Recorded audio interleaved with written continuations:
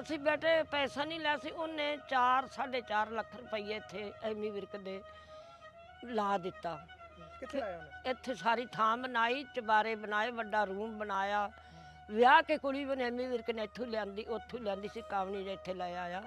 ਉਹਨੇ ਆਪਣਾ ਘਰ ਐਡਾ ਸੋਹਣਾ ਵਧੀਆ ਬਣਾ ਦਿੱਤਾ। ਜਦੋਂ ਉਹਨਾਂ ਸਾਰੀ ਫਿਲਮ ਤਿਆਰ ਕਰਕੇ ਸਾਰੇ ਉਹੀ ਉਹਨਾਂ ਕਿਹਾ ਵੀ ਮਾਤਾ ਤੁਸੀਂ ਪੈਸੇ ਕਿੰਨੇ ਲੈਣੇ ਨੇ? ਅਸੀਂ ਕਿਹਾ ਬੇਟੇ ਅਸੀਂ ਪੈਸੇ ਕੀ ਲੈ ਕੇ ਕਰਨੇ ਨੇ। ਸਾਡੀ ਪਹਿਲਾਂ ਸ਼ਮਾਨਾ ਮੈਡਮ ਸੀ, ਅਜੇ ਤੱਕ ਵੀ ਉਹਦੇ ਅਸੀਂ ਗੁਣ ਗਾਉਣੇ। ਕਿੱਥੋਂ ਦੇ ਸੀ ਉਹ? ਉਹ ਜੀ ਬੰਬੇ ਦੇ ਸੀ ਸ਼ਮਾਨਾ ਮੈਡਮ। ਉਹ ਕਹਿੰਦੀ ਮਾਤਾ ਤੁਸੀਂ ਪੈਸੇ ਨਹੀਂ ਲੈਣੇ, ਤੁਸੀਂ ਪੈਸੇ ਲਓਗੇ 4-5 ਲੱਖ ਰੁਪਈਆ ਦਿਆਂਗੇ ਤੇ ਤੁਹਾਡਾ ਥਾਂ ਬਰਬਾਦ ਹੋ ਜਾਣਾ। ਇਹ ਇੱਟ ਰੋੜਾ ਲੱਕੜ ਸੋਟਾ ਸਭ ਲਲਾਮ ਹੋ ਜਾਣਾ। ਅਸੀਂ ਉਹਦੀ ਗੱਲ ਬੱਲੇ ਬਣ ਕੇ ਅਸੀਂ ਕਿ ਚਲੋ ਜੀ। ਅਸੀਂ ਫਿਰ ਪੈਸਾ ਬਿਲਕੁਲ ਨਹੀਂ ਲਿਆ। ਅਸੀਂ ਕਿਹਾ ਸਾਡੇ ਕੋਲ ਪੁਰਾਣਾ ਵਿਰਸਾ ਸਾਂਭ ਕੇ ਰੱਖਾਂਗੇ। ਸਾਨੂੰ 4.5 ਲੱਖ ਰੁਪਈਆ ਦਿੰਦਾ ਸੀ। ਇਹ ਸਾਰਾ ਪੈਸਾ ਐਮੀ ਵਿਰਕ ਨੇ ਲਾਇਆ ਹੈ ਜਾਂ ਜਿਨ੍ਹਾਂ ਨੇ ਫਿਲਮ ਤਿਆਰ ਕੀਤੀ ਉਹਨਾਂ ਨੇ। ਅਸੀਂ 1 ਰੁਪਈਆ ਨਹੀਂ ਪੁੱਤਰ ਇੱਥੇ ਲਾਇਆ, ਨਾ ਅਸੀਂ ਪੈਸਾ ਲਿਆ ਤੇ ਨਾ ਫਿਰ ਦਿੱਤਾ। ਹਾਂਜੀ ਅਸੀਂ ਆਪਦਾ ਪੁਰਾਣਾ ਵਿਰਸਾ ਛੱਡ ਕੇ ਚਲੇ ਗਏ। ਸਾਨੂੰ ਸਮਾਨ ਵੀ ਹੋਰ ਦੇ ਗਏ। ਉਹ ਮੈਡਮ ਤੁਹਾਨੂੰ ਵਧੀਆ ਦੇ ਗਈ ਸਿੱਖਿਆ? ਬਹੁਤ ਜੀ, ਸਾਨੂੰ ਨੇ ਚੰਗਾ ਸਬਕ ਸਿਖਾਇਆ। ਫਾਇਦਾ ਕੀ ਹੋਇਆ? ਬਹੁਤ ਸਾਨੂੰ ਫਾਇਦਾ ਹੋਇਆ, ਬਹੁਤ। ਅਜੇ ਤੱਕ ਸਾਡੀ ਰੋਟੀ ਚੱਲਦੀ ਪਈ। 8 ਸਾਲ ਹੋ ਗਏ ਨੇ। 8 ਸਾਲਾਂ ਦੇ ਸਾਡੀ ਰੋਜ਼ੀ ਚੱਲੀ, ਪੂਰੀ ਚੱਲੀ ਵੀ, ਬਹੁਤ ਵਧੀਆ ਚੱਲੀ ਵੀ ਹੈ। ਸ਼ੂਟਿੰਗਾਂ ਵਾਲੇ ਆਉਂਦੇ ਹੋਰ ਵੀ ਕੋਲ?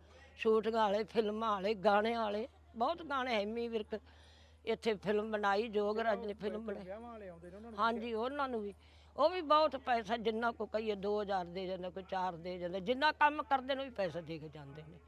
ਹਾਂਜੀ ਤੇ ਤੂੰ ਆਖਰਾ ਮੈਨੂੰ ਫੋਨ ਵਿੱਚ ਹੀ ਮੇਰੇ ਨਾਲ ਦੁੱਖ ਸੁੱਖ ਬੇਟੇ ਕਰ ਲੈ, ਜ਼ਰੂਰ ਕਰ। ਮੈਂ ਤੈਨੂੰ ਬਹੁਤ ਯਾਦ ਕਰਦੀ ਹਾਂ, ਬਹੁਤ ਯਾਦ ਕਰਦੀ ਹਾਂ।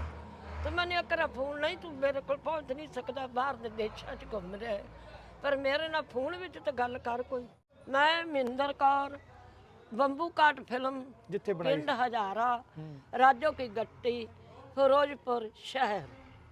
ਜੇ ਅੱਜ ਵੀ ਪੁਰਾਣੇ ਕੱਚੇ ਘਰ ਜਿਹੜੇ ਪਿੰਡਾਂ ਦੇ ਵਿੱਚ ਬਣੇ ਹੋਏ ਨੇ, ਤੇ ਇਹ ਘਰ ਤੁਸੀਂ ਆ ਦੇਖੋ ਤੇ ਤੁਸੀਂ ਪਛਾਣ ਲਿਆ ਹੋਣਾ। ਇਸ ਘਰ ਦੇ ਵਿੱਚ ਐਮੀ ਵਿਰਕ ਦੀ ਫਿਲਮ ਬੰਬੂ ਕਾਟ ਜਿਹੜੀ ਬਣੀ ਸੀ, ਹੁਣ ਵੀ ਇੱਥੇ ਇੱਕ ਸ਼ੂਟਿੰਗ ਹੋ ਰਹੀ ਹੈ। ਗੁਰਚੇਤ ਚਿੱਤਰਕਾਰ ਜਿਹੜੇ ਕਮੇਡੀ ਫਿਲਮਾਂ ਦੇ ਮਸ਼ਹੂਰ ਕਲਾਕਾਰ ਨੇ, ਉਹਨਾਂ ਵੱਲੋਂ ਇੱਕ ਕਮੇਡੀ ਜਿਹੜੀ ਉਹਨਾਂ ਦੀ ਸੀਰੀਜ਼ ਚੱਲਦੀ ਪਈ ਹੈ, ਉਹਦੀ ਸ਼ੂਟਿੰਗ ਇੱਥੇ ਹੋ ਰਹੀ ਹੈ। ਇਹ ਪਾਣੀ ਦੇ ਵਿੱਚ ਸਾਰਾ ਘਿਰ ਗਿਆ ਸੀ। ਇਹ ਸਾਰਾ ਘਰ ਮੈਂ ਤੁਹਾਨੂੰ ਬਾਹਰੋਂ ਜਾ ਕੇ ਦਿਖਾਉਣਾ ਵਾ। ਆਹ ਸਾਰਾ ਜਿਹੜਾ ਸਲਾਬਾ ਤੁਸੀਂ ਦੇਖਦੇ ਹੋ ਨਾ, ਇਹ ਸਾਰਾ ਏਰੀਆ ਜਿਹੜਾ ਪਾਣੀ 'ਚ ਡੁੱਬਾ ਹੋਇਆ ਸੀਗਾ। ਇਹਦੇ ਪਿੱਛੇ ਆ ਬੰਨ੍ਹ ਆ ਗਿਆ ਦਰਿਆ, ਪਿੱਛੇ ਸਾਰਾ ਦਰਿਆ ਦਾ ਏਰੀਆ ਹੀ ਆ।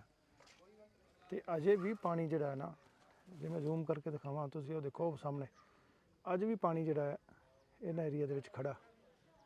ਤੇ ਇਹ ਕੁਛ ਪੋਰਸ਼ਨ ਇਹਦਾ ਡਿੱਗ ਗਿਆ, ਠੀਕ ਹੈ ਜੀ, ਟੋਕਾ ਲੱਗਾ। ਤੁਸੀਂ ਦੇਖੋ ਕਿਵੇਂ ਪੁਰਾਣੇ ਸਮਿਆਂ ਦੇ ਵਿੱਚ ਇਵੇਂ ਹੀ ਆ ਉੱਪਰ ਚੁਬਾਰਾ ਜਿਹੜਾ ਬਣਿਆ, ਤੇ ਇਹਨੂੰ ਜਾਣ ਵਾਸਤੇ ਉੱਧਰੋਂ ਪੌੜੀਆਂ ਚੜ੍ਹੀਆਂ ਸੀਗੀਆਂ, ਆਹ ਪੌੜੀਆਂ ਚੜ੍ਹਦੀਆਂ, ਤੇ ਆਹ ਥੱਲੇ ਜਿਹੜੇ ਰੂਮ ਬਣੇ ਹੁੰਦੇ ਸੀ ਪੁਰਾਣੇ ਸਮਿਆਂ ਦੇ ਵਿੱਚ। ਤੇ ਇਵੇਂ ਹੀ ਬੀਬੀਆਂ ਆਹ ਦੇਖੋ ਆਲੇ ਬਣੇ, ਆਲਿਆਂ ਦੇ ਉੱਪਰ ਡਿਜ਼ਾਈਨ, ਤੇ ਕਾਫੀ ਇਹਨੂੰ ਸ਼ਿੰਗਾਰਿਆ ਸੀ। ਆ ਪਾਣੀ ਆਉਣ ਕਰਕੇ ਇਹਦਾ ਹਾਲਾਤ ਜਿਹੜੇ ਆ ਉਹ ਖਸਤਾ ਹੋ ਗਏ।